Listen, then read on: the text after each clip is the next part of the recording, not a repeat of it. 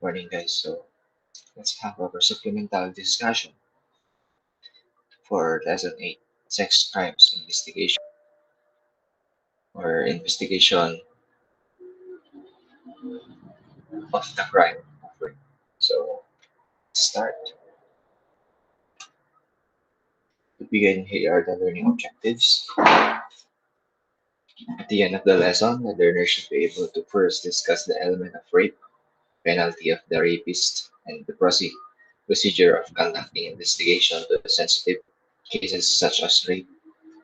Explain the new definition of rape under RA 8353 or the new rape law. Perform simulated interview to rape victims through role playing. So, since walang face-to-face, hindi natin gagawin yan. Demonstrate knowledge of ways of handling victims of rape during investigation and trial proper. So, let's begin with the lecture proper. Concepts of sex crimes. So, pinaka-focus pala natin is sex crimes, the rape later on. It is triggered by emotion. A person who commits a sex crime has lost control of his emotions. It is not something you can set out and analyze. It is a compulsion coming within the offender. So, yun ang isang konsepto ng sex crime. It is said that it is triggered by emotion. Of course, a person, a person who is driven by his or her emotion is prob uh, is probably uh, is probably uh, weak or vulnerable in committing such crimes, sex crimes. Kasi once the emotion drives a person, hindi na uh, madaling i-control pa ng pag-iisip ng taong yun ang kanyang mga action at salita. Kundi yung emotion na ang mag-drive sa kanya to commit such sex crime. So, napaka-importante na sa pag-iimbestiga ng sex crime, napaka-importante para sa isang investigator ang pag pag-aaral regarding human behavior. Because when you study human behavior, you will be tackling about the emotions of a human person. It is not something you can set out and analyze, sabi dito. It is a compulsion coming deep within the offender. So, hindi mo pwedeng in-analyze kung bakit kaya nagawa niya to. If you know that the person is very emotional, especially towards the person that she wants or that he wants. So, kung yung isang tao, yung lalo na yung offender, he or she is very emotional towards a certain person, ang pinaka-likely na pwede mangyari doon is makakommit siya ng sex crime in any form. Pwedeng rape, sexual assault, or through intercourse. O kaya naman pwedeng abduction. Pwede naman, crimes against person yung abduction. Pwede rin naman na mag-commit siya ng acts of lasciviousness. Those are example of sex crimes. Gratification, second concept, gratification. So, nung una, emotion. Now, gratification of sex urge is often done in strange and morbid methods. So, it involves an addiction. Sex is a normal need. Hence, this must be considered in the investigation of sex crime. So, yung sinasabi dito na second concept natin is the gratification. When we say gratification, it is the act or process wherein that person or a certain person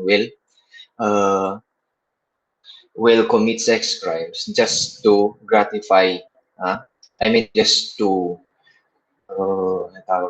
just to satisfy his gratification or his or her wants and needs. Kasi yung pag sila, yung i-gratify mo ang sex urge mo, nandyan yung last. If you feel na nandyan yung last, you need to gratify it by means of ah, pagbigyan mo yung sarili mo sexually. So that's gratification of sex urge. Nandyan yung urge mo yung last. That's the second concept of sex crime. Dahil kung wala ka namang urge, sexual urge, how will you commit sex crime? Okay? That's the second concept that you should be aware in investigating sex crimes. And third, most of the sex offenders have their peculiar way to commit sex crime. I mean, this crime. So, meron silang peculiar or meron silang sariling way kung paano nila i-perform or i-commit yung crime. Meron yung iba nakamas, naka-disguise. Gusto nila gabi, gusto nila umaga or hapon. Kumbaga, serial rapist or serial sex offender.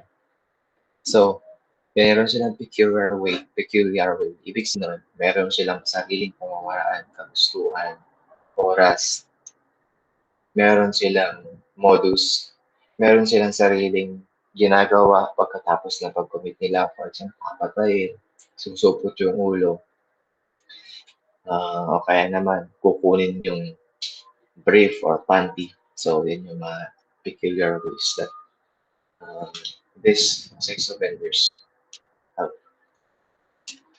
Okay, categories of peculiar ways of sex offenders. Meron tayong tinatawag guys ng fetishism. It refers to a person who satisfies sex urge through wearing of an object. Example, the underwear of a woman compulsively used in attaining sexual gratification. So yun ang fetishism, yung isusuot nila. Example, nakawin nila yung panty ng babaeng gusto nila, yung suot nila. O kaya naman amoy-amoy nila. Or kaya naman hawakan nila habang nagmamasturbate sila. So yun yung fetishism. Okay? Yung tao, nasa-satisfy or nag-gratify yung urge niya by wearing an object. Sexual objects. Ang example lang is yung underwear ng tao. Especially, or most specifically, yung women. Yung underwear ng women. Panty, bra. Mangilan-ngilan na naman siguro ang kaso when it comes to male. Diba? Okay? Symbolism.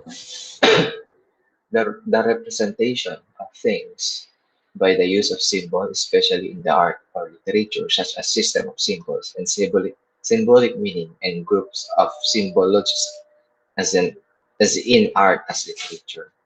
So, yung iba namang tao or offender, they gratify their sex urge in the form of symbolism. Okay, siguro, for example, ganyan. Okay, that symbolism, you're symbolizing sex. Ayan naman. Okay, yung ganyan. Okay, you're symbolizing masturbation. With that, okay, symbolism not only by gestures, o kaya naman pwede symbolize na using objects, sex toys. And yun ang way nila kung paano i-gratify yung sex urge nila. So, that's it. Okay? Symbolism. Excuse me. Pasensya na kayo kasi hindi pa tayo na-recover masyado sa atin. So, ritualism, sex offenders of this category use the same approach or pretext all the time. Okay, this will help in solving serial rapes by analyzing the peculiar ritual used. So, sa ritualism naman, meron silang approach wherein, ito kasi, itong ritualism, parang gato yung gawain ng mga cult or yung tinatawag natin kulto. Nagkakandak sila ng ritual before they commit sex with other people o kaya naman before they commit sex crimes like acts of lasciviousness or any sex crimes. Once they gratify their object or the subject person, magkakandak sila ng ritualism. I mean, ng ritual. Okay? With that ritual, kung familiar na kayo, alam nyo na kung sino at kung saan nahanapin yung sex offender. Okay? Example, sa crime scene, nahanap nila, ano kaya ganito sa crime scene? Yung sa rape scene, nahanap nila doon, meron silang nakitang mga parang orasyonan. Nag-drawing muna sila ng star doon sa may uh, area kung saan ni-rape yung babae. Dapat nire-rape nila yung babae inside the star na drawing nila. And then, doon nilalagay sa top ng star yung bra, yung panty. Doon sa each corner or side ng star, kailangan ilagay nila doon yung bra, panty, damit, pang ibaba, pang taas. Hanggang sa mapuno yung corners ng star. Ilan ba yung corners or side ng star? I mean, corners nila. So, we have 5, di ba? Yung 5 ang corner star. So, example, ganun ang ginawa nila. That ritualism. So, kung yun, nangyari yun, tapos na malaman nyo, identify nyo yung suspect, once na nangyari ulit, alam nyo na kung sino ulit yung gumawa. Di ba? That's their peculiarity, ritualism. Sex fantasy or dream world. The sex fantasy overcome the offender who puts his dreams to reality to see if he will feel even better and its importance to him. So, yung sex fantasy, guys, yung nag-daydreaming, ha? Okay. Kaya paano nila yung offender, yung mga napapanaginipan nila, okay, napapanaginipan ko ito, nag-sex kami ni Juana. In order for the sex offender gratify himself, his sex urge, yun na panaginipan, nag-sex sila ni Juana. Kung hindi man pumayag si Juana, pipilit na yun just to make it real, ha? Yung panaginipan niya. So that is sex fantasy or dream world. Okay? Sadism naman, guys. Prior acts of cruelty before the sex encounter bring climatic sexual satisfaction. So, sadism, guys. Yung sexual offender dito, alam niyo si Christian Grey ng 50 Shades of Grey? Christian Grey has been a victim also. He was young. Pinapaso siya ng sigarilyo noon.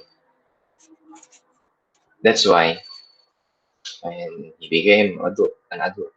Okay? Istorya na lang natin yung sa 50 Shades of Grey. Ang nangyari is, yung sexual gratification niya, ginagawa niya yun through or by being sadist. Anong ginagawa niya dun sa sex niya na babae? Pinapalo niya, ano po ba? Pinapahirapan niya. Doon niya kasi nasasatisfy yung urge niya. Doon niya na-fulfill yung sexual satisfaction by being a sadist. Nag-i-inflict muna siya or nag-i-inflict muna siya ng pain o kaya ng cruelty sa partner niya. Then they will have her climatic satisfaction. That's it. Masochism. Sexual satisfaction is gained by being humiliated, hurt, or beaten before the sexual act. So that's the opposite Christian Grey. Kung example, yung partner mo, sadist siya, tapos ikaw, masochism. Yung sexual gratification mo naman, nasasatisfy ka pag sinasaktan ka mo. Ganun yun. The more na pinapalo ka, for example, pinapalo yung foot mo, mas doon ka na sasatisfy. Kaya naman, tinatali ka. Okay, chino-choke ka. Okay? Chino-choke, I mean, sinasakal. Ganun yun. So, let's be open-minded here. Kasi, this is for adult. Okay? Like, the subject is for educational purposes and not to have some any malicious thinking. Okay? sadomasochism.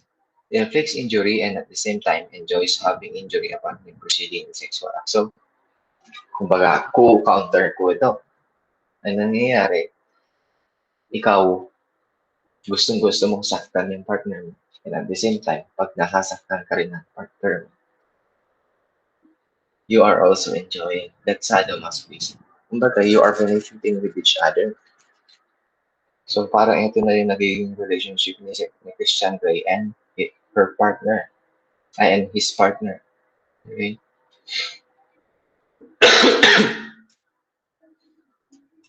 Okay, we have voyeurism. A sexual gratification by looking at nude person. Peeping toms are included in this category. Yung mga peeping tom, yung mga maninilit. Okay, so kaya sa mga maninilit dyan, I'm not saying kayo, kung meron mong ganyang gawain. Remember,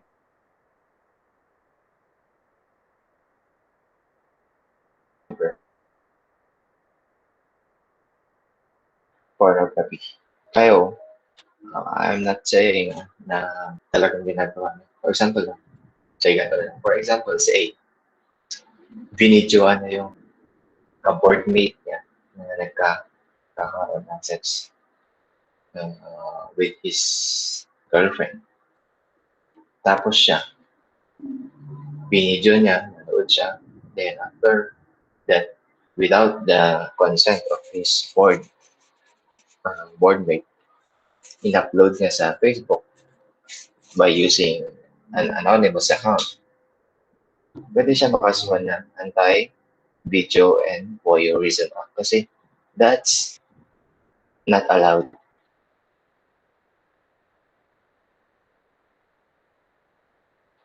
Guys,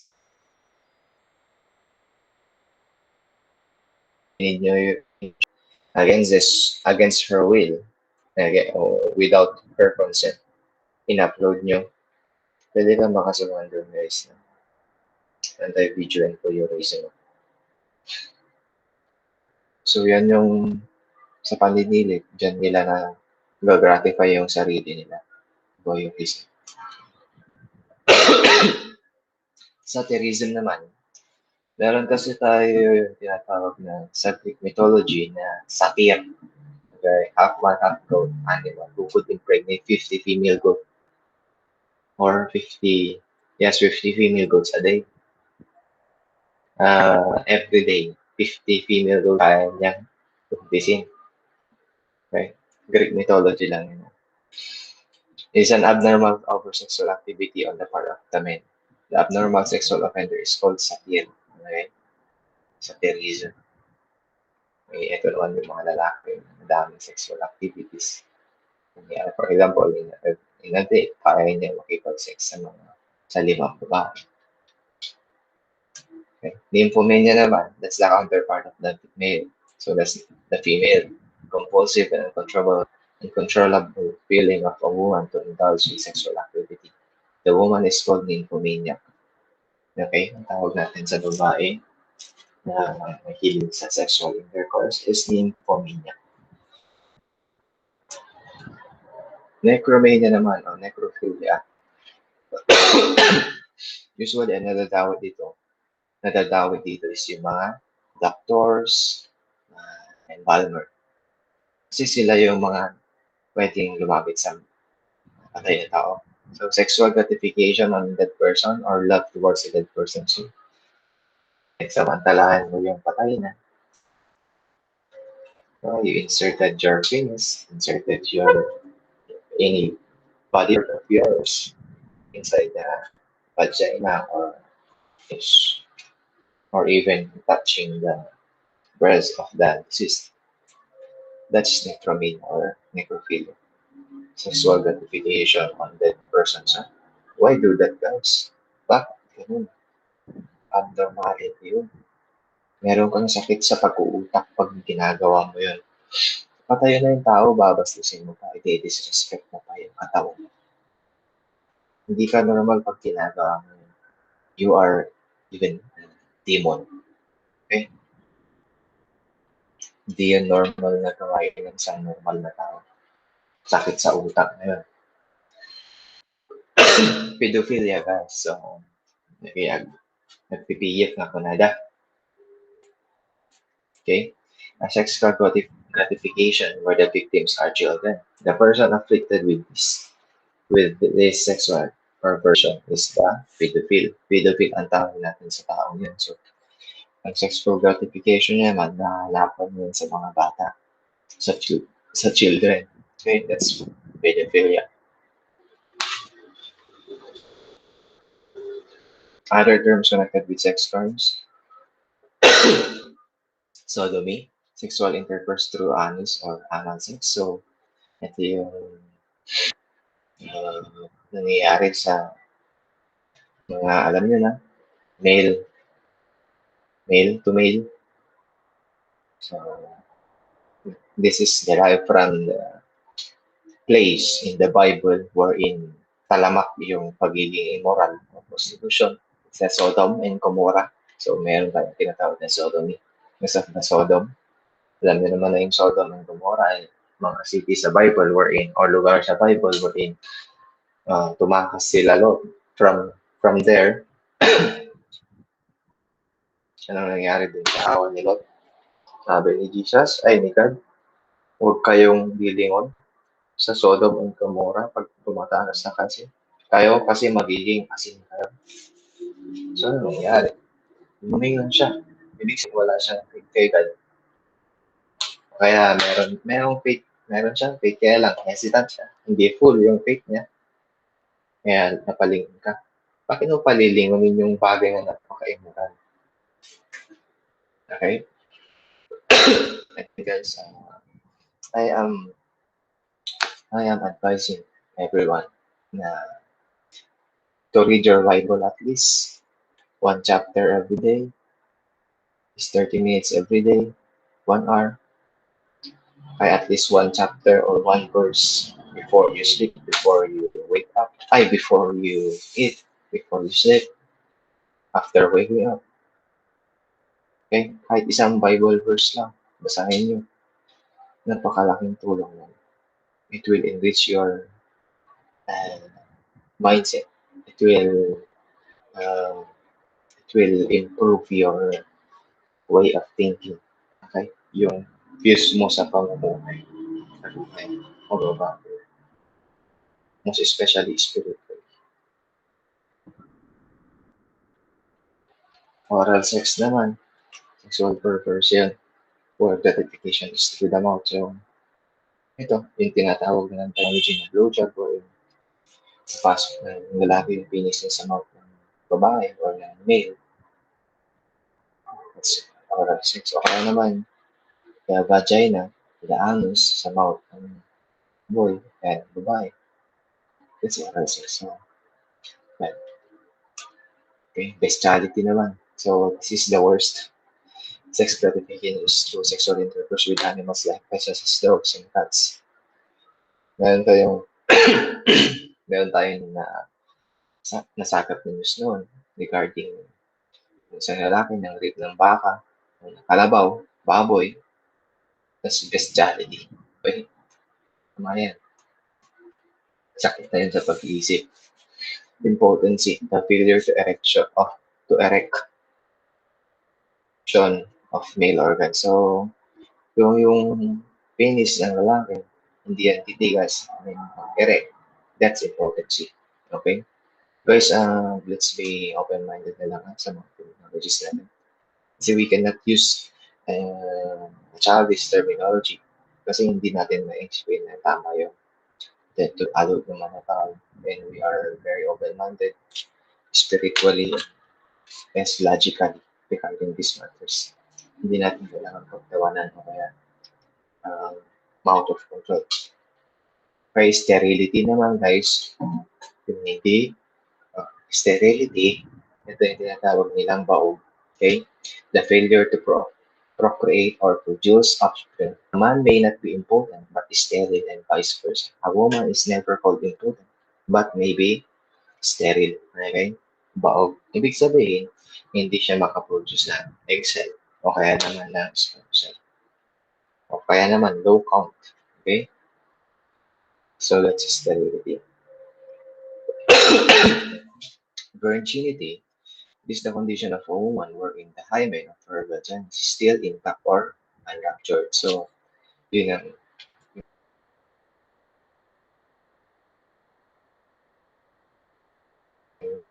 yan ang-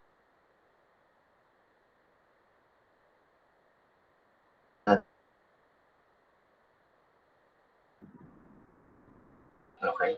It does not mean that when the hymen is intact, there is no case of rape. Okay?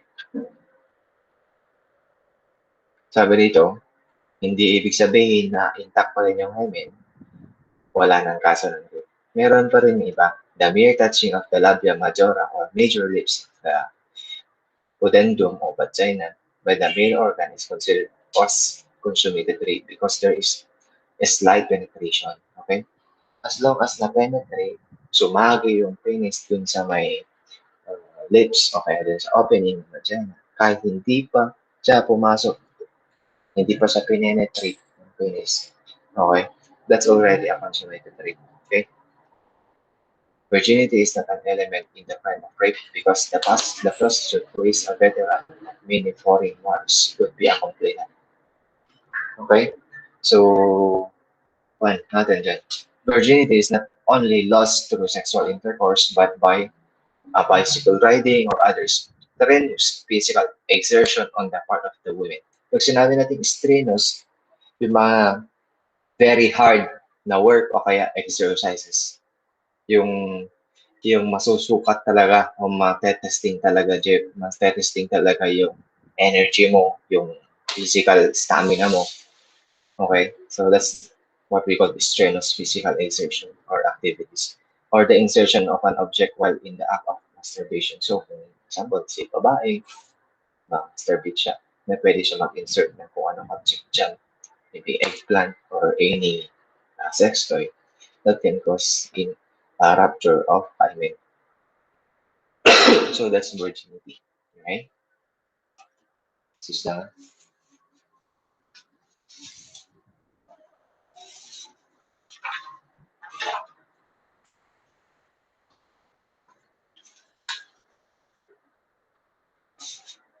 Oh, excuse me.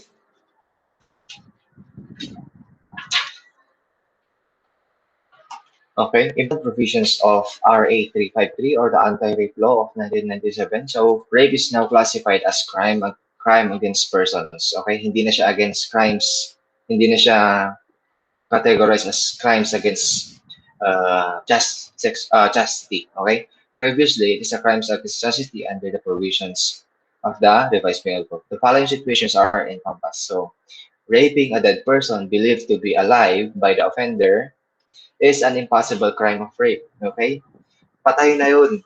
No.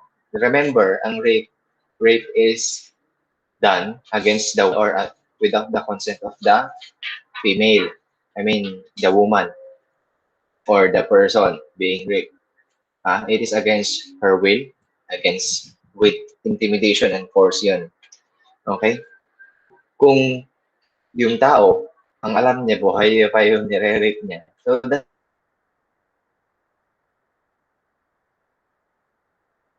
an impossible crime of rape. Impossible yun. But ang pine-penalize doon is yung intention ng tao na mang-rape.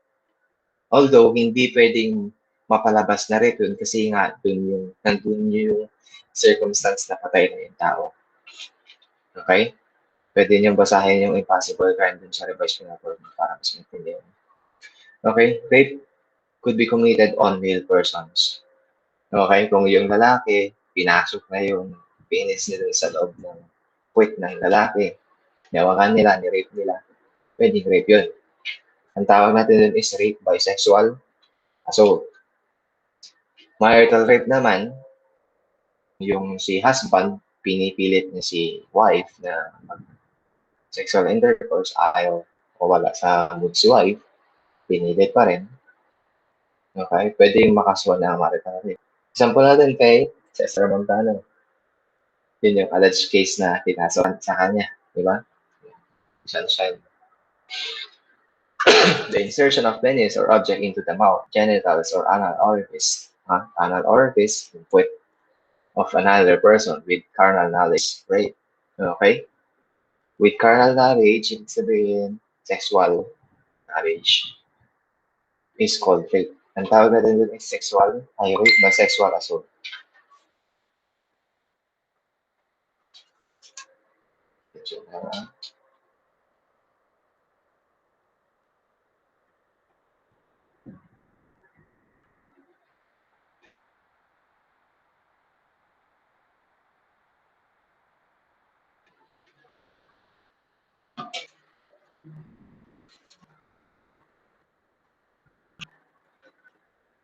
Okay, rape as crimes against person, as a crime against person. Rape violates a woman's well-being and not just her virginity and purity. The law considers that any woman, whether a prostituted woman or non-virgin or one who has active sexual life, may be victimized by rape. So, huwag tayo maging judgmental kung prostitute yung babae o kaya active sexual life niya. Pwede natin siyang i-consider na pwedeng ma-victimize na rape. Okay? Yun yun. Okay? Hindi porke prostitute yung babae, kinayat na mo't lang. Ginusto na rin. Huwag ganun. Hindi yun. Ang what we are discussing here is when you violate the well-being, okay?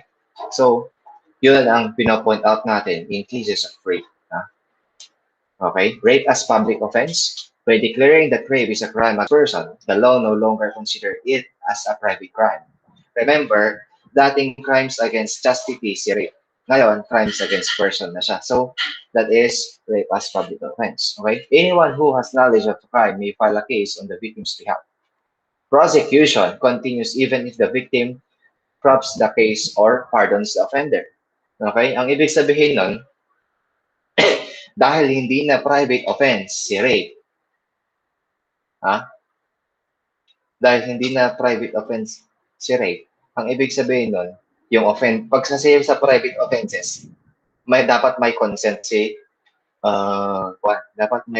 si victim or complainant sa pag-file o sa pag-prosecute ng case. Hindi pwedeng mag-file o i-prosecute yung case kung wala ang consent ng complainant or victim. Kasi yun ang rule pag private offenses or private crime. Pero since rape is a public offense or crimes against person, kahit sino pwedeng magdarom o mag-file ng case dun sa suspect kung meron silang knowledge sa nangyari. Kasi hindi na crimes against private crime yung rape nila. Okay? Hindi talaga siya private crime. Okay? What constitutes the crime of rape? Rape is committed under the following circumstances. By a man who shall have carnal knowledge of a woman under any of the circumstances. So, force, threat, or intimidation. Hindi ko na na-explain yan. Okay na yan. When the offended party is deprived of reason or otherwise unconscious. Kung yung babae, nilasing nila, nag-sex sila without his consent, against her will. Lasing yung babae, deprived siya ng reason. Hindi niya alam kung ano yung nangyayari. Defenseless siya, wala siya sa position para i-defend yung sarili. That's rape. By means of fraudulent machination or grave abuse of authority. For example, okay, ito, person in authority ka. Dahil sa takot sa'yo ng babae, dahil ikaw ay isang police, o kaya naman, meron kang authority sa kanya, wala lang sa kanya, sige, pinigay na lang yung sarili. That's considered rape. When the offended party is under 12 years old of age, okay, or is demented, may sakit sa pag-iisip, even though none of the circumstances mentioned above be present. So, yun. Pag offended is under 12 years old, ang tawag na natin is statutory rape. Okay? by any person under any of the circumstances mentioned in paragraph 1 thereof shall commit an act of sexual assault by inserting his or his penis into the other's personal or anal orifice or any instrument or object into the genital or anal orifice of another person. Ito na yung tinatawag natin rape by sexual assault.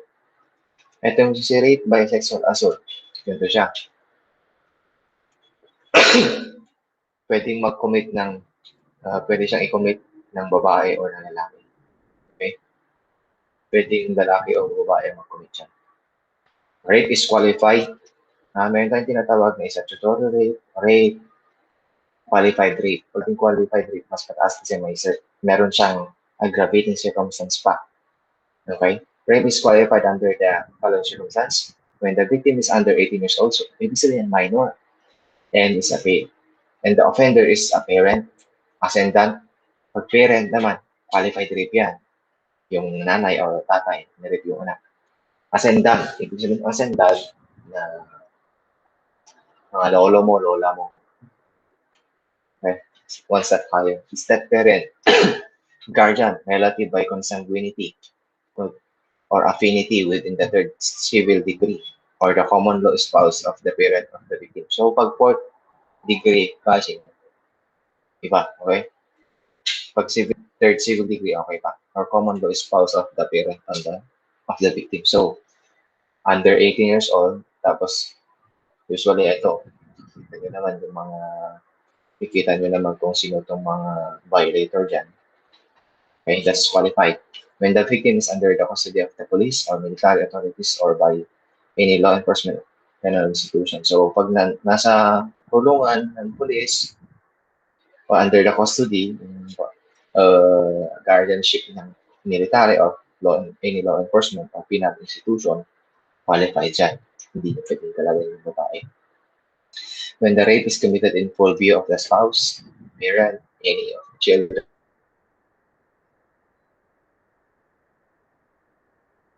or consanguinity. So kung napapanood nila, ganyan, dito, yung mga nasabing yan, that is qualified. Kaya, ni-rape mo yung asawa niya sa harapan ng asawa niya. That's qualified rape. When the victim is a religious engaged in legitimate religious vocation or calling and is personality known as such by the offender before the time of the commission of the crime. So, when the victim is a religious engaged in legitimate religious vocation. So, kung related siya sa religion, example, madre siya, qualified yan. When the victim is a child below 7 years old, okay, sunod na ng katuwatan niya. Qualified siya. When the offender knows he is afflicted with AIDS or HIV or any sexual transmissible diseases, ay mga nakakahawang sexual diseases. Alam ng offender na meron siya, pwedeng qualified rape. When the offender is a member of the Armed Forces of the Philippines or paramilitary units or the PNP, okay, institution or any penal institution, when the offender takes advantage of his position, ginamit yung position niya, pwede. When by reason of the occasion of the rape, the victim suffered permanent physical mutilation and disability, okay, na injured siya, that's qualified rape. When the offender knew the pregnancy of the offended party at the time of the commission of the crime. So, kung alam niya may pinagbubuntis yung babae, na-rape niya, qualified rape. When the offender knew the mental disability, may sakit yung sa pag-iisip, may sinto-sinto, may kulang, o kaya naman alam niya na may physical handicap, may kapansanan yung tao, that's qualified rape. Other analogous acts. Who can be raped? Anyone can be raped, victim, but the incidence of rape is more rampant in women and girls. So usually, women and girls. Babae. Who can commit rape? Any man or woman. Pwede rin mag-commit ng rape ang babae through sexual assault. Asexual assault. Okay? It is possible that a man may rape his own wife and act as deemed as marital rape. Okay? The penalty of rape in general may apply to offenders who commits marital rape. Okay, note, under RA 353, which amended the penal code of the code on October 22, a male or female cannot commit. Remember that. Effect of pardon. Okay? Kung si babae, pinakasalan, na pardon, mapapardon yung offender. Okay? By means of valid marriage between the offended and the offended party. It will extinguish the criminal action and penalty imposed. In case it is legal husband who is the offender, the subsequent forgiveness by the wife of the offended party shall extinguish the criminal action, not be abated if the marriage be void ab initio. Ibig sabihin nun, kung hindi valid, kung hindi invalid yung kasal nila o kaya annulled sila. Okay?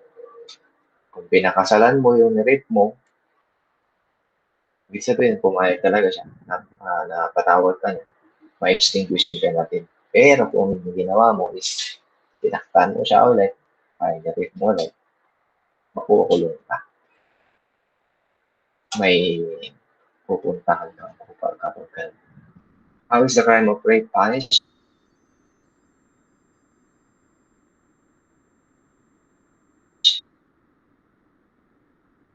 The penalty varies depending on the act itself and reclusion perpetual or imprisonment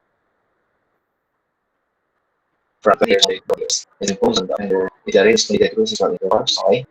Imprisonment by a man or 6 years, 1 to 20 years if the rape is committed through anal or oral sex through the use of any object or instrument. In short, sexual assault. Okay? This may elevate to reclusion temporal, 12 years, 1 to 20 years, or reclusion perpetual depending on the circumstances surrounding the crime. Isa yung pag may halo pang aggravating circumstance, pwede pang tumaas yan. Okay? What to do if someone is hurt? Advise the victim to seek help, the counselor or a therapist who is expert in handling cases of sexual abuse. Okay, assist her in securing a safe and temporary shelter. If she needs to move another place for security reasons, she can be referred to a crisis center or any government agency that offers temporary shelter. Okay, make sure that evidence is safe and intact. This would help in the case the victim decides to file a case. Okay, secure medical legal certificate from a medical legal officer. Absence of bodily injuries does not mean that the rape did not occur or that the case may be not pursued anymore.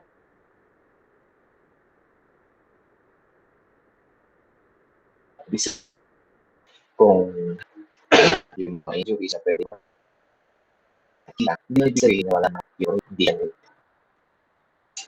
Support the victim along the way when she decides to file a case. Ensure that she is prepared in all aspects. Make her understand the overall picture of the case. Inform her that it is possible that doctors, police, lawyer, and judges would not be sensitive to her situation experience. Have the victim choose the lawyer who understands her the most. Okay? Usually, babaeng attorney ang gusto nila. Kasi may mga trauma na yan sa lalaki. But it doesn't mean na yung babae yung attorney, ganun na. Meron pa rin yung mga lalaki yung attorney nila. Depende yan sa choice nila. Coordinate with the people who can assist or support her all throughout. Okay, statutory rape, under 12 years old yan. That's statutory rape. The reason for this is, even if the child consented to sexual intercourse, kahit may consent siya, her consent is not still valid because of her age. She could not give a valid consent siya sa mga ganyan taon, under 12 years old.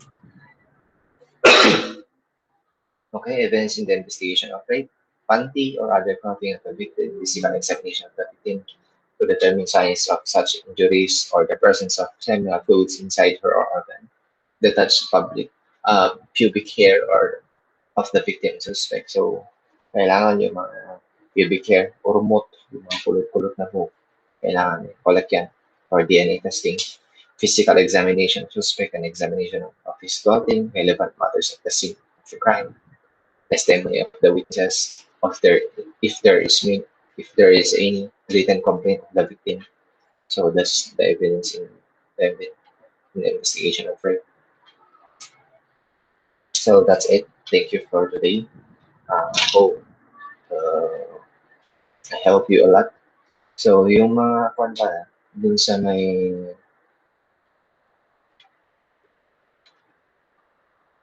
sa kanyo, dun sa may requirements niya, essay, ibasa niyo na lang yung question. Okay, basahin ka lang natin. Short pala. Okay. Week 9, ay week 8.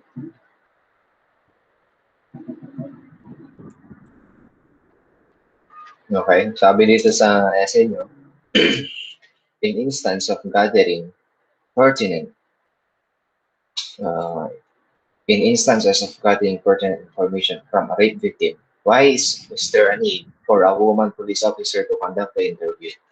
Okay, bakit daw na kailangan babae yung police officer na mag-conduct ng interview in gathering pertinent information from a rape victim? Siyempre, babae yung rape victim. Bakit babae yung police officer na dapat mag-interview sa kanya? Why? Explain. Is there rape when the victim is a prostitute? Discuss. Prostitute yung victim. Meron bang rape?